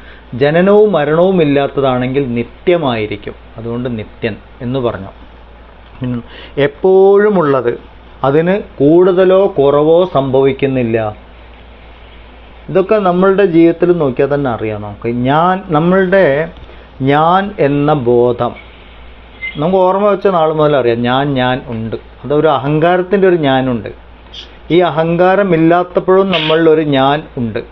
അതാണ് നമ്മൾ നന്നായിട്ട് ഉറങ്ങിക്കിടക്കുമ്പോൾ, അഹങ്കാരമില്ലാത്ത സമയത്തും ഞാൻ ഉറങ്ങി എന്നൊരു ബോധം നമുക്കെപ്പോഴും ഉണ്ട്. രാവിലെ ഉണരുമ്പോൾ നമ്മൾ പറയില്ല, ഞാൻ നന്നായിട്ട് ഉറങ്ങി എന്ന് പറഞ്ഞാൽ എന്താണ്? ഉറക്കത്തിന് സാക്ഷിയായിട്ടൊരു ഞാൻ എപ്പോഴും ഉണ്ടായിരുന്നു. ഈ ഞാൻ അതെപ്പോഴും ഉണ്ട്. ആ ഞാനിലാണ് ഈ ശരീരം ഉണ്ടായത്. ശരീരം, ജനനം എന്നുള്ളത് ഒരു അനുഭവമാണ്. എല്ലാ അനുഭവവും ബ്രഹ്മത്തിലാണ്. അപ്പോൾ ഞാൻ ജനിച്ചു, ജനനം എന്ന അനുഭവവും മരണം എന്ന അനുഭവവും ആത്മാവിൽ ഉണ്ട് എന്ന് തോന്നുന്നു, വിവർത്തമാകുന്നു എന്ന് പറയും. ഇത് മനസ്സിൽ ഉറച്ചിരിക്കണം ഈ കാര്യം. ഇതാണ് അദ്വൈതത്തിൻ്റെ അടിസ്ഥാനം. കാരണം ഇവിടെ ആത്മാവല്ലാതെ മറ്റൊന്നുമില്ല. അദ്വൈതം എന്ന് പറഞ്ഞാൽ രണ്ടാമതൊന്നില്ല എന്നാണ്. അപ്പം നമ്മൾ ഈ തത്വത്തിലേക്ക് തിരിച്ച് ഇത് മനസ്സിൽ വീണ്ടും വീണ്ടും മനനം ചെയ്ത് ഉറപ്പിച്ചാലേ ഇത് മനസ്സിൽ നിൽക്കുള്ളൂ. അല്ലെങ്കിൽ നമ്മൾ വീണ്ടും ഇപ്പോൾ ഈ ക്ലാസ് കഴിഞ്ഞാൽ കഴിഞ്ഞു, പിന്നെ നമ്മൾ മറന്നുപോയി, അങ്ങനെയില്ല. അപ്പം നമ്മൾ എന്ത് ചെയ്യണം? വീണ്ടും വീണ്ടും വീണ്ടും ഓർമ്മിച്ചുകൊണ്ടിരിക്കണം. അങ്ങനെ പതുക്കെ പതുക്കെ പതുക്കെ മാത്രമേ ഞാൻ ആത്മാവാകുന്നു, ഞാൻ ശരീരമല്ല, ഞാൻ ശരീരത്തിലല്ല, ശരീരം എന്നിലാണ് എന്ന തലത്തിലേക്ക് നമുക്ക് മാറാൻ സാധിക്കുള്ളൂ. അങ്ങനെയാവുമ്പം ശരീരം ഇല്ലാതെ ആവുമ്പോഴും ഞാനുണ്ട്. ശരീരം ഉണ്ടാവുന്നതിന് മുമ്പും ഞാനുണ്ട്, ശരീരം നിലനിൽക്കുമ്പോഴും ഞാനുണ്ട്, ശരീരം ഇല്ലാതാകുമ്പോഴും ഞാനുണ്ട് എന്ന് നമുക്ക് ഓർമ്മ വരുള്ളൂ. ഈ തത്വത്തിലാണ് ഉറച്ചിരിക്കേണ്ടത്. അതിനാണ് ഇത്രയും കാര്യങ്ങളൊക്കെ പറഞ്ഞിരിക്കുന്നത്. നമ്മൾ ഏതൊരു ശാസ്ത്രം എടുത്തു കഴിഞ്ഞാലും ഇതാണ് അവിനാശിയായ, അനശ്വരമായ ആത്മാവാണ് ഞാൻ എന്ന ബോധത്തിലേക്ക് എത്തണം. ഹന്താചേൻ മന്യതേ ഹന്തും ഹതശ്ചേൻ മന്യതേ ഹതം ഉഭൗതോ ന വിജാനീതഃ നായം ഹന്തി ന ഹന്യതേ. കൊല്ലുന്നവൻ താൻ കൊല്ലുന്നവനാണെന്ന് വിചാരിക്കുന്നുവെങ്കിൽ, കൊല്ലപ്പെട്ടവൻ ഞാൻ മരിച്ചിരിക്കുന്നു എന്നും വിചാരിക്കുകയാണെങ്കിൽ ഈ രണ്ടു പേരും ആത്മാവിനെ കുറിച്ച് അറിവുള്ളവരല്ല. ആത്മാവ് ആരെയും കൊല്ലുന്നില്ല, കൊല്ലപ്പെടുന്നുമില്ല. ഇത് നമ്മൾ ഭഗവത്ഗീതയിലും കാണും. അവിടെ അർജുനൻ ചോദിക്കും, ഞാൻ കൊന്നാ പാപാവില്ലേ എന്നാ ചോദിക്കാം. അപ്പോൾ ഭഗവാൻ പറഞ്ഞു, കൊല്ലുന്നുമില്ല, കൊല്ലപ്പെടുന്നുമില്ല. കാരണം എന്താ? നീ ആത്മാവാണ്. ഈ പ്രവൃത്തികളൊക്കെ എവിടെയാണ് നടക്കുന്നത്? ശരീരത്തിൻ്റെ തലത്തിലാണ്. ശരീരമല്ലല്ലോ നമ്മൾ, ശരീര ഉപാധികൾ മാത്രമാണ്. കർമ്മവാസനകൾക്ക് പ്രകടമാവാനുള്ള ഉപാധികൾ മാത്രമാണ് ശരീരം. അത് കാരണം ശരീരം ഉള്ളപ്പോഴും ഇല്ലാത്തപ്പോഴൊക്കെ ആത്മാവുണ്ട്. ആത്മാവിനെ കർമ്മങ്ങളൊന്നും ബാധിക്കുന്നില്ല. അതുകൊണ്ട് കർമ്മങ്ങൾ എന്തു ചെയ്യുമ്പോഴും കൊല്ലുന്നുമില്ല, കൊല്ലപ്പെടുന്നും ഇല്ല. ശരീരം, മനസ്സ്, ബുദ്ധി ഇതുമായിട്ടൊക്കെ താതാത്മ്യമുള്ള അഹങ്കാരമുള്ള അവസ്ഥയിലാണ് കർത്തൃത്വ ഭോക്തൃത്വങ്ങൾ ഉണ്ടാകും. എന്ന് പറഞ്ഞാൽ ഞാൻ ചെയ്യുന്നു, ഞാൻ അനുഭവിക്കുന്നു എന്ന് നമുക്കറിയുള്ളൂ. അല്ലെങ്കിൽ ഇതൊന്നും ഇല്ല. അപ്പോൾ ആത്മാവിന് കർത്തൃത്വം ഭോക്തൃത്വം ഇല്ലാത്തത് കാരണം അത് കൊല്ലുന്നുമില്ല, കൊല്ലപ്പെടുന്നില്ല. ആരെങ്കിലും അങ്ങനെ ചോദിച്ചിട്ടുണ്ടെങ്കിൽ, ഇനിയാണ് ആ പോയിന്റിലേക്ക് വരുന്നത്, ഞാൻ മരിക്കുമെന്നോ ഞാൻ കൊല്ലപ്പെടുമെന്നോ ഇല്ലെങ്കിൽ ഞാൻ കൊല്ലുന്നുവെന്നോ ആരെങ്കിലും വിചാരിക്കുന്നുണ്ടെങ്കിൽ ഇവർക്കൊന്നും ആത്മാവിനെ കുറിച്ചറിയില്ല, അവർക്ക് ശരീരത്തെക്കുറിച്ച് അറിയുള്ളൂ. ഇവിടെയാണ് നമ്മളുടെ മനസ്സ് ശ്രദ്ധിക്കേണ്ടത്. നമ്മൾ എന്താ പറയുക, ഈ ഒരു പോയിന്റിലേക്ക് നമ്മൾ ഏകാഗ്രമായിട്ട് ചിന്തിക്കണം. എന്തുകൊണ്ടാണ് എന്നുള്ളത്. നമ്മളുടെ എല്ലാ പ്രശ്നങ്ങളും നോക്കിക്കഴിഞ്ഞാൽ ശരീരവും അഹങ്കാരവുമായിട്ട് ബന്ധപ്പെട്ടാണ്. ഇത് രണ്ടും ഞാനല്ല, അല്ലെങ്കിൽ ഞാനുമായിട്ട് ബന്ധമില്ല. ഞാൻ അതുമായിട്ട് എൻ്റെ അജ്ഞാനം കൊണ്ട് ഒട്ടിയിരിക്കുന്നത് കാരണം അതിൻ്റെ പ്രശ്നങ്ങളൊക്കെ എൻ്റെ പ്രശ്നമായിട്ട് ഞാൻ വിചാരിക്കുന്നു. അതാണ് എൻ്റെ പ്രശ്നം. റോങ് ഐഡൻറ്റിഫിക്കേഷൻ, നമ്മളുടെ ഐഡൻറ്റിറ്റി ക്രൈസിസ് എന്ന് പറയും. നമ്മൾ എന്താണോ ശരിക്കുള്ളത് അതല്ല, വേറൊന്നാണ് എന്ന് വിചാരിക്കണം. ഈ ഒരു അറിവില്ലായ്മയാണ്, അജ്ഞാനമാണ് നമ്മൾ മാറ്റിയെടുക്കേണ്ടത്. ഞാൻ കൊല്ലുന്നുവെന്ന് അഭിമാനിക്കുമ്പോൾ നമ്മൾ ഭൂതമായിട്ടുള്ള, അതായത് സൃഷ്ടിക്കപ്പെട്ട ഈ ശരീരത്തിനെയാണ് നശിപ്പിക്കുന്നത്. ഞാൻ മരിക്കുന്നു എന്ന് വിചാരിക്കുമ്പോൾ ഈ ശരീരമാണ് ഇല്ലാണ്ടാവുന്നത്. അപ്പോൾ ഉണ്ടാവുന്നതും നിലനിൽക്കുന്നതും ഇല്ലാണ്ടാവുന്നതും ശരീരം മാത്രമാണ്. ഇതെപ്പോഴും ഓർമ്മിക്കണം. ഇതൊന്നും ആത്മാവിനെ ബാധിക്കില്ല. അപ്പോൾ ശരീരത്തെക്കുറിച്ച് മാത്രം അറിയുന്നവരെ ഇതിനെക്കുറിച്ച് ഭ്രമിക്കുന്നുള്ളൂ. ആത്മാവിനെക്കുറിച്ച് അറിയുന്നവർ ഭ്രമിക്കുന്നില്ല. കാരണം അവർക്ക് ആത്മാവിൻ്റെ സ്വരൂപം അറിയാം. ആരാണ് ആത്മാവ്? ഞാൻ.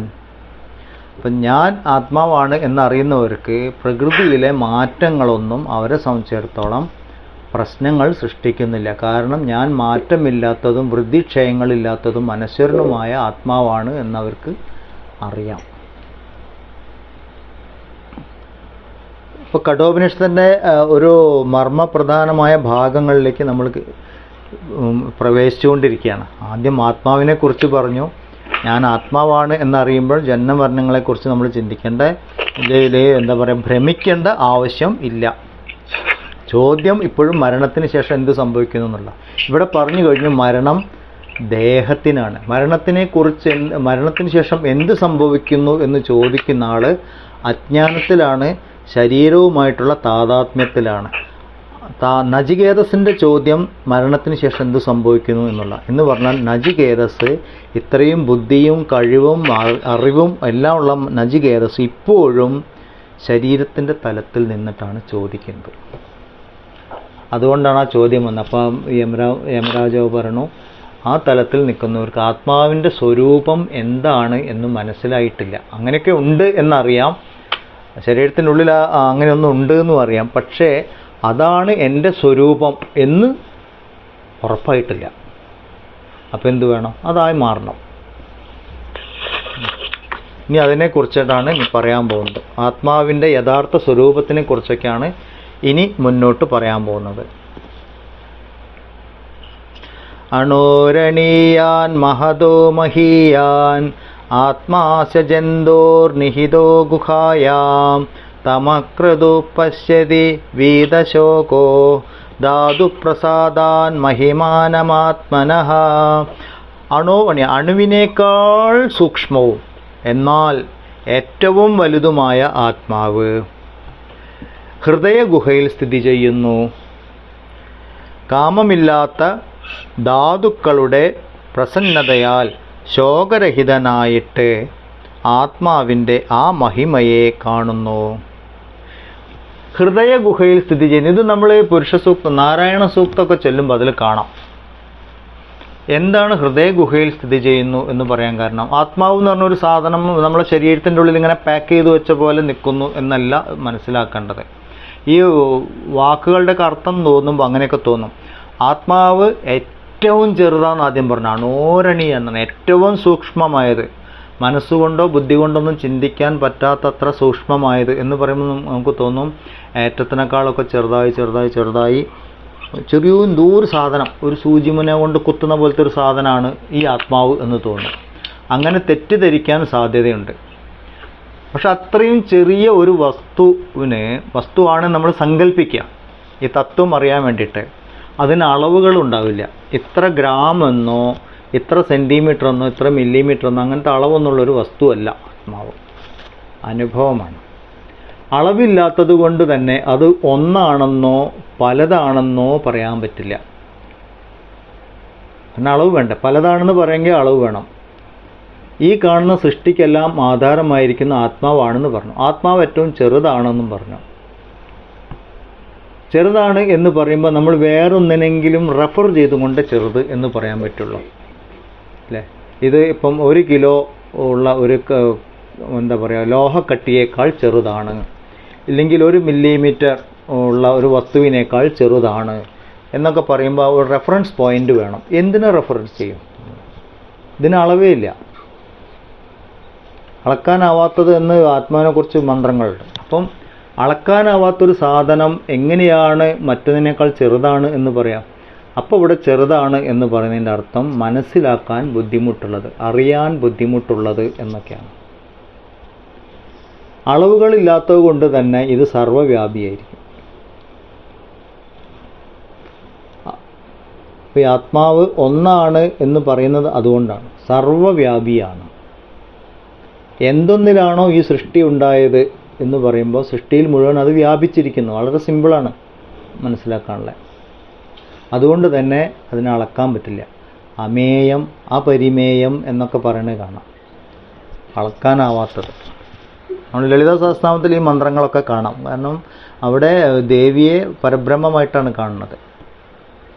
വിഷ്ണു സഹസ്രനാമത്തിൽ ഇങ്ങനത്തെ മന്ത്രങ്ങൾ കാണാം. അപ്പം വിഷ്ണു എന്ന് പറയുന്നത് പരമാത്മാവാണ്. ഗണപതി മന്ത്രങ്ങൾ ഇത് കാണാം. അപ്പം ഗണപതി പരമാത്മാവാണ് എന്ന് പറഞ്ഞാൽ പരമാത്മാവിനെ ദേവിയായിട്ടും വിഷ്ണുവായിട്ടും ഗണപതിയായിട്ടൊക്കെ നമ്മൾ സങ്കല്പിച്ചു. എന്തിനാണ് ആരാധിക്കുന്നത്? അതെന്താണെന്ന് മനസ്സിലാവാൻ. രൂപത്തിലൂടെ ഞാൻ എന്തിനെയാണോ മനസ്സിലാക്കാൻ ശ്രമിക്കുന്നത് അവിടേക്ക് എത്തിച്ചേരാൻ അതിനൊരു രൂപം വേണം. നമ്മൾ സങ്കല്പിച്ച രൂപങ്ങളാണ്. ഇതൊക്കെയാണ് ഓർമ്മിക്കാനുള്ള ഇതിൽ. അപ്പോൾ അണോരണീയാൻ മഹതോ മഹിയാൻ എന്ന് പറഞ്ഞാൽ അറിയാൻ ഏറ്റവും സൂക്ഷ്മമായിട്ടുള്ളതും ബുദ്ധിമുട്ടുള്ളതും എന്നാൽ സർവ്വവ്യാപിയുമായിരിക്കുന്ന പരമാത്മ ചൈതന്യം ഏറ്റവും വലുത് എന്നാണ് പറഞ്ഞത്. ഏറ്റവും വലുത് എന്ന് പറയുമ്പോൾ ഈ കാണുന്നതൊക്കെ അതിൻ്റെ ഉള്ളിലായി. പാദോസ്യ വിശ്വാഭൂതാനി ത്രിപാദസ്യാമൃതം ദേവി നമ്മൾ പുരുഷ സൂക്തത്തിൽ പഠിച്ചു. അതെ, ഈ കാണുന്ന പരമാത്മ തത്വത്തിൻ്റെ ചെറിയൊരു ഭാഗം മാത്രമേ സൃഷ്ടിയായി മാറിയിട്ടുള്ളൂ. അതിനപ്പുറത്തേക്കും പരമാത്മ തത്വം ഉണ്ട് എന്നുള്ളതാണ്. ഇതൊക്കെ രസം. നമ്മൾ ആലോചിക്കുമ്പോൾ സയൻസ് ആയിട്ട് നമ്മൾ സംസാരിക്കുമ്പോൾ ഇതൊക്കെ വളരെ രസകരമായിട്ടുള്ള ചില ഡിബേറ്റ്സ് കാണാം. അപ്പോൾ സൃഷ്ടി ഇന്ന ദിവസം മുതലുണ്ടായി എന്ന് സയൻസ് പറഞ്ഞു. ഇത്രയും കോടി വർഷങ്ങൾക്ക് മുമ്പ് ഒരു സംഭവം ഉണ്ടായി, അത് ബിഗ് ബാങ് ആയിരുന്നു, ഒരു സാധനം പെട്ടെന്ന് വലുതായി സൃഷ്ടിയായി പൊട്ടിത്തെറിച്ചു എന്നൊക്കെ പറയണം. ഓക്കെ, സയൻസിൻ്റെ കാഴ്ചപ്പാടിൽ കണ്ടേണ് അംഗീകരിക്കുമ്പോൾ അതിനു മുമ്പ് എന്തായിരുന്നു? എല്ലാം കൂടി ഒന്നു ചേർന്നിരുന്ന ഈ ഒരു പ്രൈമറി എഗ് എന്ന് അവർ പറയുന്ന സാധനം അത് എവിടെ നിന്ന് വന്നു? അത് എന്തിൽ സ്ഥിതി ചെയ്തു? എന്തിനത് വലുതായി? എന്തിനിത് പൊട്ടിത്തെറിച്ചു എന്നൊക്കെ ചോദിക്കാം. അപ്പോൾ അവരതിനൊരു ഉദാഹരണമായിട്ട് പറഞ്ഞ എന്താ, ഇതെല്ലാം കൂടി വളരെ ഘനീഭവിച്ചിരിക്കുന്ന ഒരവസ്ഥയിലായിരുന്നു. അത് ഭയങ്കര ടെമ്പറേച്ചറായിരുന്നു, ഭയങ്കര ചൂട് കൂടുതലായിരുന്നു. ആ താപം കാരണം അത് വലുതായി വികസിച്ചു, പൊട്ടിത്തെറിച്ചു എന്നൊക്കെയാണ്. അപ്പോൾ ഉടനെ മറു ചോദിക്കുന്നത് എന്താണ്, അപ്പോൾ താപം, ഒരു വസ്തുവിന് താപം ഉണ്ടാകുമ്പോൾ അത് വികസിക്കണം എന്നുള്ളൊരു നിയമം അപ്പോഴവിടെ ഉണ്ടല്ലോ. ആ നിയമം ഇവിടുന്ന് വന്നു? അതൊരു പ്രകൃതിയുടെ നിയമമല്ലേ. വികസിച്ചു കഴിഞ്ഞാൽ താപം കുറയും, സാന്ദ്രത കുറയും എന്ന നിയമം എവിടുന്ന് വന്നു? അത് സൃഷ്ടിക്ക് മുമ്പുണ്ടായിരുന്നു എന്നപ്പോൾ പറയേണ്ടി വരും. ഇവിടെയാണ് സയൻസൊക്കെ വന്ന് കുടുങ്ങി നിൽക്കുന്നത്. ഇപ്പം തന്നെ സയൻസ് ഉള്ളിലേക്ക്, ഓരോ പദാർത്ഥത്തിൻ്റെ ഉള്ളിലേക്ക് പോയി മാറ്റർ ആൻഡ് എനർജി എന്ന തലത്തിലെത്തി നിൽക്കുമ്പോൾ ദ്രവ്യവും ഊർജവും ഇതിനെ പരസ്പരം മാറ്റാൻ, വേർതിരിക്കാൻ സാധിക്കുന്നില്ല. ഇതൊന്നാണോ പലതാണോ പറയാൻ പറ്റുന്നില്ല. ഊർജത്തിൻ്റെ രൂപം മാറ്റാം, അതിനെ നശിപ്പിക്കാൻ സാധിക്കില്ല. ഇങ്ങനെയൊക്കെ തിയറി. അതൊക്കെ തന്നെയല്ല ഈ പറയുന്നത്. എവിടെ നിന്നിത് വന്നു എന്ന് ചോദിക്കുമ്പം അതിനുള്ള ഉത്തരം ഋഷിമാർ പറയുന്നതാണ് ബ്രഹ്മം. ബ്രഹ്മം എന്താണെന്ന് സയൻസ് കണ്ടുപിടിച്ചിട്ടില്ല. കാരണം അവർ വസ്തുക്കളിലാണ് ബ്രഹ്മത്തെ അന്വേഷിക്കുന്നത്, ആത്മാവിനെ അന്വേഷിക്കുന്നത്. അന്വേഷിക്കുന്ന ആളാണ് ആത്മാവ്. തെറ്റായ സ്ഥലത്താണ് അന്വേഷണം നടക്കുന്നത്, അതുകൊണ്ട് കണ്ടുപിടിക്കില്ല. ആരാണോ അന്വേഷിക്കുന്നത് അയാൾ സ്വയം ബ്രഹ്മമാണ്, അന്വേഷകനാണ് ബ്രഹ്മം. ഇവിടെയാണ് സയൻസിന് കാല് തെറ്റിപ്പോകുന്നത്. നമ്മളുടെ ഋഷിമാരെന്താ ചെയ്തത് പറഞ്ഞാൽ, ഈ കാണുന്നതെല്ലാം സൃഷ്ടി ഉണ്ടല്ലോ, ഞാൻ സൃഷ്ടിയുടെ ഭാഗമാണല്ലോ, അതുകൊണ്ട് സൃഷ്ടിയിലുള്ളതെല്ലാം എന്നിലും ഉണ്ടാവണം, കാരണം ഞാൻ അംശമാണ്. അതുകൊണ്ട് എന്നിലെ മാറാത്ത തത്വം എന്താണ് എന്ന് അന്വേഷിച്ച് അവർ ധ്യാനിക്കാൻ തുടങ്ങി. എന്നിലെ മാറാത്ത തത്വം എന്താണ്? ദേഹത്തിന് മാറ്റമുണ്ട്, മനസ്സിന് മാറ്റമുണ്ട്, ബുദ്ധിക്ക് മാറ്റമുണ്ട്. ഇങ്ങനെ സകലത്തിനും മാറ്റി പോയി. ഇതൊന്നും ബ്രഹ്മമല്ല. അവസാനം മാറാത്ത ബ്രഹ്മത്തിലെത്തി. ഇതാണ് ബ്രഹ്മം. അതാരാണ്? അത് ഞാൻ തന്നെയാണ്. അഹം ബ്രഹ്മാസ്മി.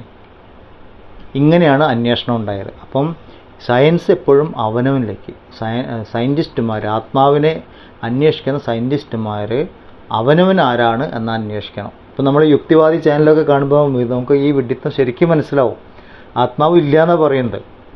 ഞാൻ കാണാത്തതൊന്നും ഇല്ല എന്നെങ്ങനെയാണ് പറയാൻ പറ്റുക? ഞാൻ കാണാത്ത എത്രയോ സംഭവമുണ്ട് അല്ലേ. ഇപ്പോൾ നമുക്കറിയൊരു എന്താ പറയുക, ഇപ്പോഴത്തെ ന്യൂസ് വരുന്നത് കണ്ടില്ലേ, പുഴയിലൊരു ലോറി വീണു. ആ ലോറി അന്വേഷിച്ചുകൊണ്ട് നടക്കുക 10-12 ദിവസമായി, ഇതുവരെ നോക്കിയിട്ട് കാണാനില്ല. അപ്പോൾ ലോറി ഇല്ല എന്ന് പറയാൻ പറ്റുമോ?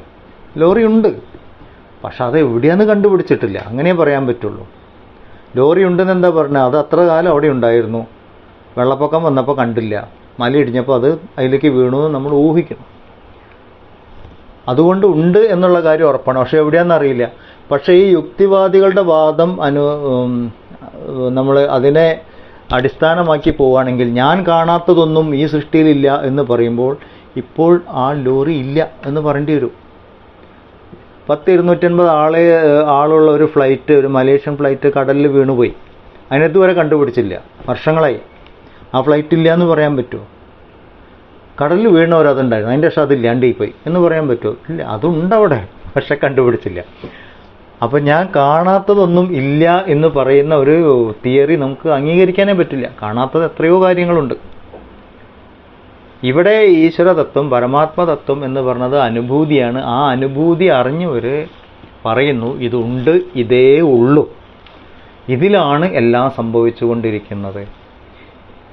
ഈ തത്വം അറിയുന്ന ആൾ അവർ കർമ്മങ്ങളുമായിട്ട് ബന്ധിക്കപ്പെടുന്നില്ല, അതുകൊണ്ട് അവർ കൊല്ലുന്നുമില്ല, കൊല്ലിക്കുന്നുമില്ല എന്ന് പറയുന്നു. ഇല്ല, കൊല്ലപ്പെടുന്നുമില്ല, കർമ്മങ്ങളുമായിട്ട് അവർക്ക് ബന്ധമില്ല. ഇതൊക്കെയാണ് ആത്മാവിൻ്റെ ശ്രേഷ്ഠതയെക്കുറിച്ചിട്ട് പറയുന്നത്. ഇനി എന്തൊക്കെയാണ്? അത് ഹൃദയഗുഹയിൽ സ്ഥിതി ചെയ്യുന്നു എന്ന് പറഞ്ഞു. ഹൃദയഗുഹ എന്ന് പറഞ്ഞാൽ നമ്മുടെ ഹൃദയത്തിൻ്റെ ഉള്ളിലുള്ള ഒരു സ്ഥലം എന്നല്ല അർത്ഥം. ഹൃദയം എന്ന് പറഞ്ഞാൽ നമ്മുടെ ശരീരത്തിനകത്തുള്ള ഒരു അവയവത്തിനെ കുറിച്ചല്ല പറയുന്നത്. ഞാൻ എന്ന ബോധം എവിടെ നിന്ന് ഉത്ഭവിക്കുന്നുവോ ആ ഉത്ഭവസ്ഥാനത്തിനാണ് ഹൃദയം എന്ന് പറയുന്നത്. ഞാൻ എന്ന ബോധം എവിടെ നിന്ന് ഉത്ഭവിക്കുന്നുവോ ആ ഉത്ഭവസ്ഥാനം.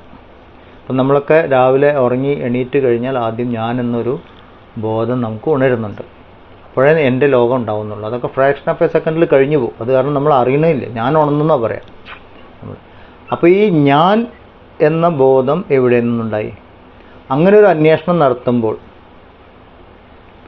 നമ്മൾ എവിടെ എത്തിച്ചേരുന്നുവോ ആ സ്ഥാനത്തിൻ്റെ പേരാണ് ഹൃദയം. അത് അവയവമല്ല. അതുകൊണ്ട് ഹൃദയത്തിൻ്റെ ഉള്ളിൽ ഇങ്ങനെ ഒരു സാധനം, സ്റ്റാർ മിന്നിക്കളിക്കുന്ന പോലെ ആത്മാവ് മിന്നിക്കളിക്കണു എന്നൊന്നും വിചാരിക്കണ്ട. അതൊക്കെ തെറ്റിദ്ധാരണ. അത് ചിത്രത്തിൻ്റെ രൂപത്തിലും തത്വം മനസ്സിലാക്കാനൊക്കെ പറയുന്നല്ലേ അല്ലേ. പ്രാതസ്മരാമി ഹൃദി സംസ്മരദാത്മതത്വം എന്നാ പറയാം. അപ്പോൾ രാവിലെ ഉണരുമ്പോൾ നമ്മൾ ഇത് ഓർമ്മിക്കണം. ഞാൻ ആത്മാവാണ് എന്ന തത്വം ഓർമ്മിച്ചുകൊണ്ട് വേണം ഉണരാൻ. ആരോ ഒരാൾ മൈക്ക് ഓൺ ചെയ്ത് വെച്ചിട്ടുണ്ടല്ലോ.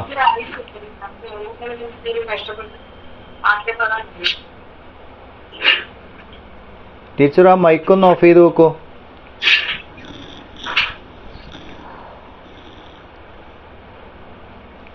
ഞാൻ എന്ന ബോധം എപ്പോഴും ഓർമ്മിക്കണം കേട്ടോ. ഇത് ഒരുപാട് ആൾക്കാർക്ക് ഈ തെറ്റിദ്ധാരണ വരുന്നുണ്ട്. ചില മന്ത്രങ്ങളിൽ ഹൃദയത്തിനകത്ത് താമര പൊട്ട് പോലെ തൂങ്ങിക്കിടക്കുന്നൊരു സാധനം ആത്മാവ്, ചിലവർ ഇത് തള്ളവിരലിൻ്റെ ഷേപ്പിലുള്ള ആത്മാവ് എന്നൊക്കെ, ഇതൊക്കെ ധ്യാനിക്കാൻ വേണ്ടിയിട്ട് ആണ് നമ്മളോട് പറയുന്നത്. ശരീരത്തിൻ്റെ ഏതെങ്കിലും ഒരു ഭാഗത്ത് മനസ്സിനെ കേന്ദ്രീകരിച്ചുകൊണ്ട് മനസ്സിനെ ഏകാഗ്രമാക്കാനുള്ള ഒരു പോയിന്റിന് വേണ്ടിയിട്ടാണ് ഇങ്ങനെയൊക്കെ പറയുന്നത്. അല്ലാതെ ഇതിന് ഏറ്റവും ചെറുതും സർവ്വവ്യാപിയായിരിക്കുന്ന ഒരു സാധനത്തിന് ഒരിക്കലും ഒരു രൂപം ഉണ്ടാവില്ല. അതും ഒരു രൂപം ഉണ്ടാവണമെങ്കിൽ അതിനൊരു ഔട്ട്ലൈൻ വേണം. ഔട്ട്ലൈൻ ഇല്ലല്ലോ. ഒരു ഔട്ട്ലൈൻ ഉണ്ടായാൽ എന്താ അർത്ഥം? ആ ഔട്ട്ലൈനിൻ്റെ പുറത്തേക്ക് ആത്മാവില്ല പറയേണ്ടി വരും. അപ്പോൾ സർവ്വവ്യാപിത്വം എന്ന ആ തത്വം പൊളിഞ്ഞുപോയി, അതുണ്ടാവില്ല പിന്നെ. അപ്പോൾ സർവ്വവ്യാപിയാണോ? അതിരുകൾ ഉണ്ടാവില്ല. അതിരുകളില്ലേ? രൂപമില്ല. ഇവിടെയൊക്കെ മതപരമായിട്ടുള്ള ഈശ്വര വിശ്വാസങ്ങളൊക്കെ തകർന്നു പോകും ഇവിടെ. കാരണം ഞങ്ങളുടെ ദൈവം മാത്രമാണ് ശരിയായ ദൈവം എന്ന് പറയുമ്പം ദൈവത്തിൻ്റെ 3 ലക്ഷണങ്ങളിൽ ഒന്നാണ് സർവ്വവ്യാപിത്വം. സർവ്വവ്യാപിത്വം എന്നത് ഇല്ലാണ്ടാവും. ഞങ്ങളുടെ ദൈവം മാത്രമാണ് ശരി എന്ന് പറയുമ്പോൾ നിങ്ങളുടെ ഒരു ദൈവമുണ്ട് എന്നറിയാതെ പറയാണ്. അപ്പോൾ 2 ദൈവമായി. 2 ദൈവങ്ങൾ വന്നു കഴിയുമ്പം സർവ്വവ്യാപിത്വം ഇല്ലാണ്ടായില്ലേ? ഒന്നാമത്തെ കാര്യം. പിന്നെ സൃഷ്ടി ഉണ്ടാക്കി സൃഷ്ടിയിൽ നിന്ന് മാറി നിന്നു സൃഷ്ടിയെ നിയന്ത്രിക്കുന്ന ഒരു ദൈവം എന്ന് പറയുമ്പോൾ സൃഷ്ടിയിൽ ദൈവമില്ല എന്ന് പറയേണ്ടി വരും. അപ്പോഴും സർവ്വവ്യാപിത്വം പൊളിഞ്ഞു, ഇല്ലാണ്ട്. അപ്പോൾ ആ ദൈവം ദൈവമല്ലാന്നായി. പരമാത്മ തത്വത്തിൻ്റെ തലത്തിൽ നിന്ന് നോക്കുമ്പോൾ ദൈവം എവിടെ നിന്നുണ്ടായി എന്ന് ചോദിക്കുമ്പോൾ ദൈവമേ ഉള്ളൂ.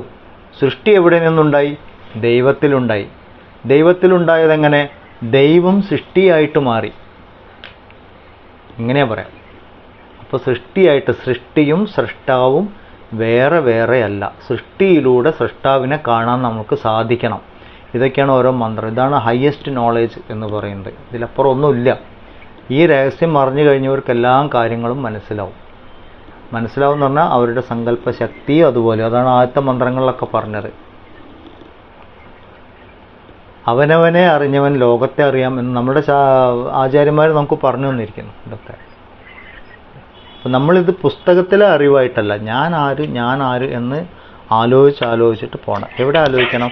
ഞാൻ എന്ന ഈ ബോധം എവിടെ നിന്ന് ഉത്ഭവിക്കുന്നു? ഹൃദയത്തിൽ അന്വേഷിക്കണം. അങ്ങനെയാണ് ഇവിടെ പറയുന്നത്. അങ്ങനെയുള്ള ആളെന്താവും? ആത്മാവിൻ്റെ മഹിമയെ, ഞാൻ തന്നെയാണ് പലതായി കാണപ്പെടുന്നത്, ആ മഹിമ ആലോചിച്ചിരിക്കും. ആ മഹിമ അവർക്ക് മനസ്സിലാവും എന്ന് പറയുന്നു. ഇന്ദ്രിയ മനോബുദ്ധികൾ, അപ്പം ഈ വിഷയങ്ങളിലേക്ക് ഓടി നടക്കുന്ന ഇന്ദ്രിയങ്ങളെല്ലാം അതെല്ലാം ഉപേക്ഷിച്ച് അവനവനിലേക്ക് തിരിയും. കാരണം എന്താണ്? അവിടെയാണ് പരമമായ ആനന്ദം ഉള്ളത്. അതിനെയാണ് നമ്മൾ ആത്മമഹിമ, അവനവൻ്റെ മഹിമ തന്നെയാണത്, ആത്മമഹിമ. ഇങ്ങനെ രമിക്കുന്ന ആള്, ആത്മാവിൻ്റെ മഹിമയിൽ രമിക്കുന്നതാരാണോ അതാണ് രാമൻ. അത് അയോധ്യയിൽ ജനിച്ച ഒരു രാമനല്ല. അതും കൂടി നമ്മൾ ആലോചിക്കണം. ഈ കർക്കിടക മാസം ആയതുകൊണ്ടാണ് എടുത്തു പറഞ്ഞത്, ആത്മാവിൽ രമിക്കുക എന്നുള്ള. അങ്ങനെ ആത്മാവിൽ രമിക്കുന്നവരുടെ നാടാണ് ഭാരതം. അതും കൂടി പറയണം. ഭാരതത്തിൻ്റെ പൈതൃകമാണ് അത് അല്ലേ. അപ്പോൾ ഈ നാടിനെ ഇല്ലാണ്ടാക്കുന്ന എല്ലാ ശക്തികളും ഇതൊക്കെ തന്നെയാണ്. ഇല്ലാണ്ടാക്കാൻ ശ്രമിക്കുന്നത്. അതുകൊണ്ടാണ് ആദ്യം അവർ ആധ്യാത്മിക ശാസ്ത്രങ്ങൾ ഇല്ലാണ്ടാക്കാൻ ശ്രമിക്കുന്നത്. നമ്മളുടെ ഉത്തരവാദിത്തമാണ് അതിനെ സംരക്ഷിച്ച് നിർത്തുക എന്നുള്ളത്. കാരണം ഈ അറിവ് നഷ്ടപ്പെടുമ്പോൾ നമ്മൾക്ക് നമ്മളെയാണ് നഷ്ടപ്പെടുന്നത്. അതുകൊണ്ട് ഇതൊരു വലിയ ഉത്തരവാദിത്വം കൂടിയാണ്. അതുകൊണ്ടാണ് നമ്മൾ ഈ ശാസ്ത്ര പ്രചാരണം നടത്തുമ്പോൾ ഋഷി യജ്ഞം എന്ന് പറയുന്നത്. അവർ നമുക്ക് തന്നിരിക്കുന്ന ഈ ഉപദേശങ്ങളെ പഠിച്ച് മനസ്സിലാക്കി അതിനെ പ്രചരിപ്പിക്കുക എന്ന് പറയുന്നതാണ് ഋഷി യജ്ഞം. അത് അവരോട് നമ്മൾ ചെയ്യേണ്ട ഒരു കടപ്പാട് കൂടിയാണ്. അതൊന്നും മാറി നിൽക്കാൻ പാടില്ല ഒരിക്കലും. അപ്പം ഇന്നത്തോടു കൂടി ഈ ഒരു മന്ത്രത്തോടു കൂടി 20 വരെ എത്തി. ഇനി ഞാൻ ഇരുന്നു കൊണ്ട് ദൂരത്തേക്ക് സഞ്ചരിക്കുന്നു എന്നൊക്കെ പറയുന്ന മന്ത്രമാണ്. നല്ല രസകരമായിട്ടുള്ള കുറേ മന്ത്രങ്ങളാണ്. 21ാമത്തെ മന്ത്രം മുതൽ നമുക്ക് അടുത്ത ക്ലാസ്സിൽ നോക്കാം.